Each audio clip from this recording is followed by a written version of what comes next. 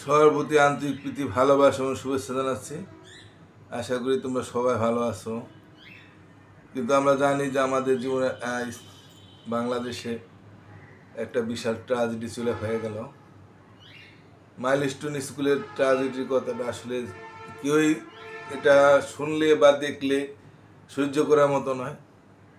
যে সমস্ত পিতামাতা তার সন্তানকে হারাইছে তাদের সান্ত্বনা এবং তাদের দেওয়ার মতো ভাষা আমাদের কারও নাই।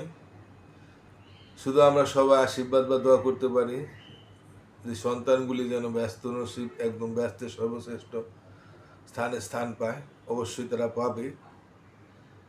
পিতামাতাদের প্রতি আমাদের কি বলবো, তাদেরকে সান্ত্বনা দিব কিভাবে জানি না। তবে আপনারা ধৈর্য ধরুন, আপনাদের সৃষ্টিকর্তা আল্লাহকে ডাকেন, হয়তো তারা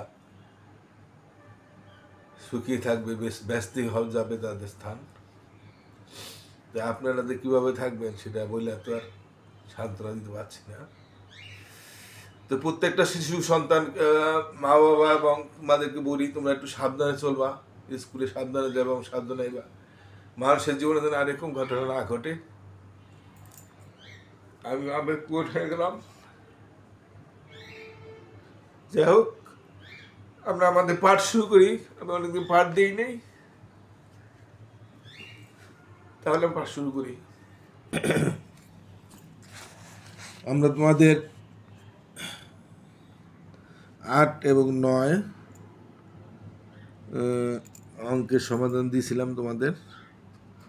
তোমরা তো সবাই দেখো না, যারা দেখো তাদেরকে ধন্যবাদ। যাই না তোমরা আমার অঙ্ক দেখে শিখতে পারো কিনা। তো যাই হোক, আমি এখন তোমাদের 10 এবং 11 পার্টটা দিতেছি অঙ্ক।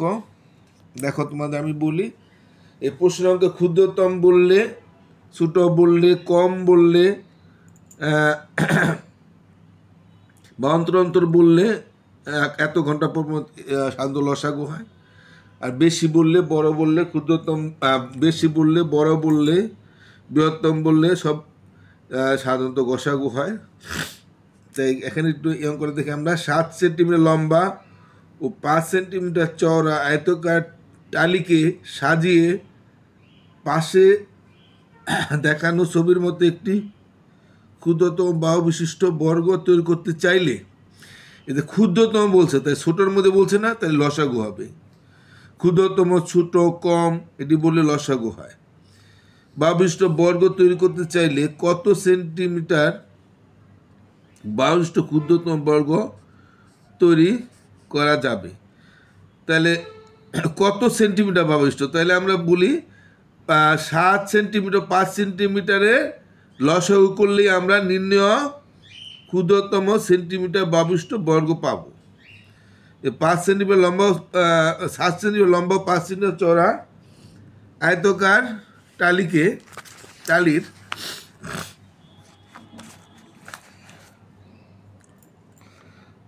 তাহলে আমরা লিখি 7 সেন্টিমিটার ও 5 সেন্টিমিটার চওড়া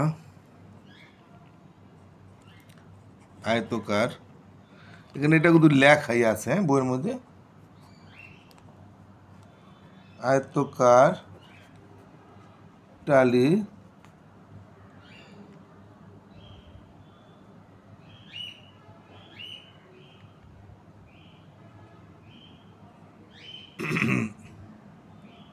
টালিকে পাশে দেখানো ছবির মধ্যে একটু ক্ষুদ্র আয়তকার আয়তকার টালিকে সাজিয়ে টালির 7 সেন্টিমিটার ও 5 সেন্টিমিটার লসাগু করলেই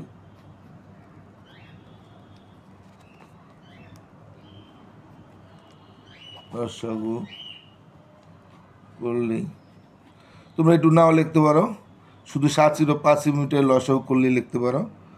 করলেই নির্ণয়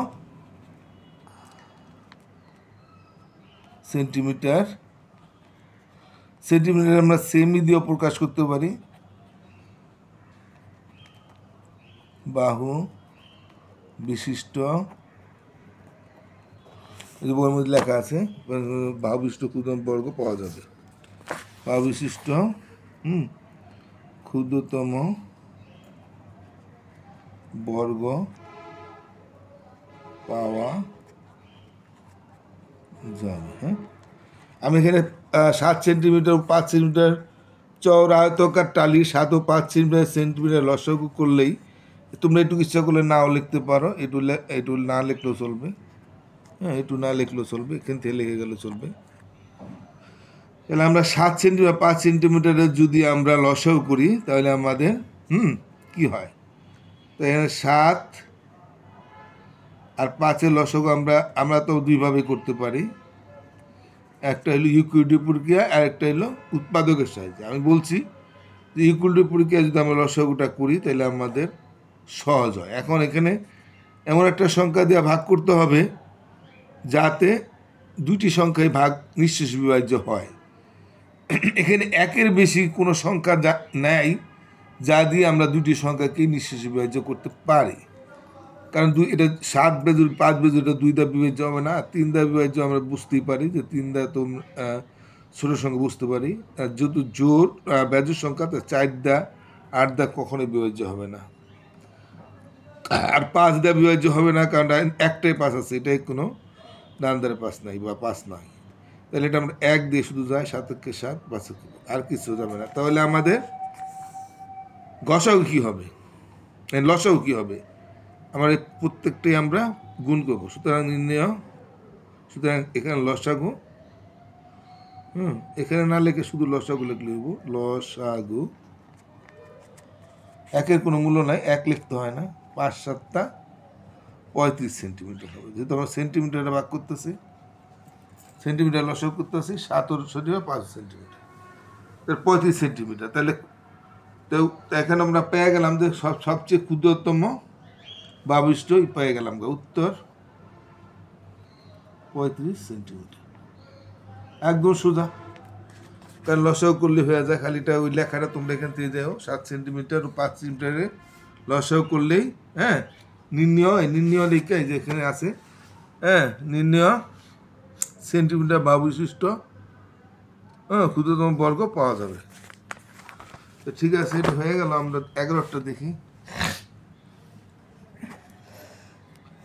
কি আছে, এগুলো পড়ি আমরা একবার। এটা রাসেলের কাছে 45টা আপেল ও 18টি কমলা আছে। রাসেল কোনো আপেল বা কমলা অবশিষ্ট না রেখে যত বেশি সম্ভব শিশুর মধ্যে এমনভাবে ভাগ করে দিতে চায় যাতে প্রত্যেকে সমান সংখ্যক আপেল ও কমলা পায়। রাসেল কতজন শিশুর মাঝে এগুলো ভাগ করে দিতে পারবে এবং প্রত্যেক শিশু, দেখো আবার আছে কিন্তু, প্রত্যেক শিশু কতটি করে আপেল ও কমলা পাবে। কমলা পাবে, আপেল পাবে কয়টা করে এবং কমলা পাবে কয়টি করে, সেটাও বাই করতে বলছে। তা এটা আমাদের সহজেই, আমাদের আগে লসাগু বাই করতে দেখে আমাদের কী পড়তে হবে, গসাগু না লসাগু, আমরা একটু দেখি। রাসেলের কাছে 45টা আপেল ও 18টি কমলা আছে। রাসেল কোনো আপেল বা কমলা অবশিষ্ট না রেখে নিঃশেষ বিভাজ্য করতে হবে যত বেশি সম্ভব। এই যে বেশি বলছে, বেশি বলে কি হয়, গসাগু। বেশি, বড়, বৃহত্তম আমি আগে বলছি। তো এটা আমাদের ঘষাও করে বাই করতে হবে। এমনভাবে ভাগ করে দিতে চায় যাতে প্রত্যেকে সমান সংখ্যক আপেল ও কমলা পায়, কোনো অবশিষ্ট না থাকে। তাহলে রাসেল কতজন শিশুর মাঝে এগুলো ভাগ করে দিতে পারবে? তা আমরা কতজন শিশুর মাঝে ভাগ করে দিতে পারবে, আমরা সেটা খুব বাই করি। তাহলে 45টি আপেল ও 18টি কমলার গসাগু করলেই নির্ণয় শিশুর সংখ্যা পাওয়া যাবে। তাহলে আমরা এটা লিখতে পারবে যে 45টি আপেল এবং 18টি কমলার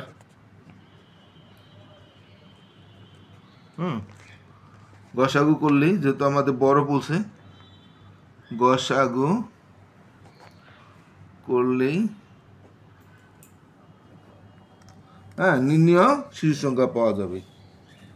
নির্ণয় শিশুর সংখ্যা পাওয়া যাবে।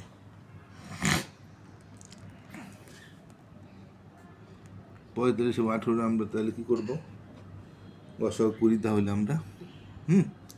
তা আমরা ইউক্লিডের পরীক্ষায় চলে যাই।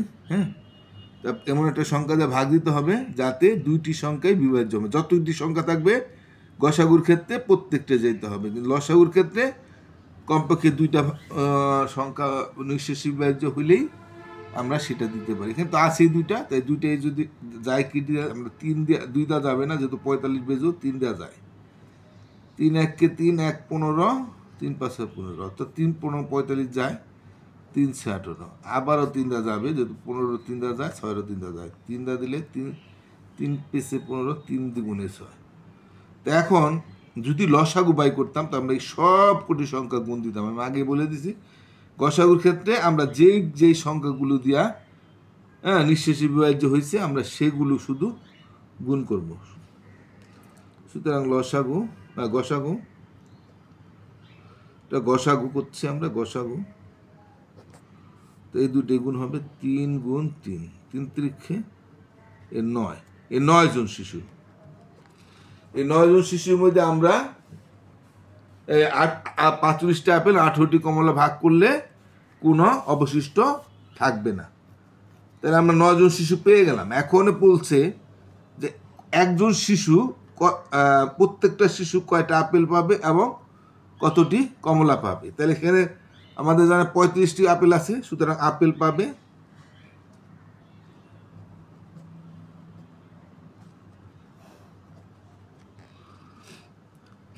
না, এখানে আমরা গসাগু 9 জন বাই করছি, তা আমরা লিখে দিই। সুতরাং নির্ণয় শিশুর সংখ্যা, সুতরাং নির্ণয় শিশুর সংখ্যাও 9 জন। হ্যাঁ,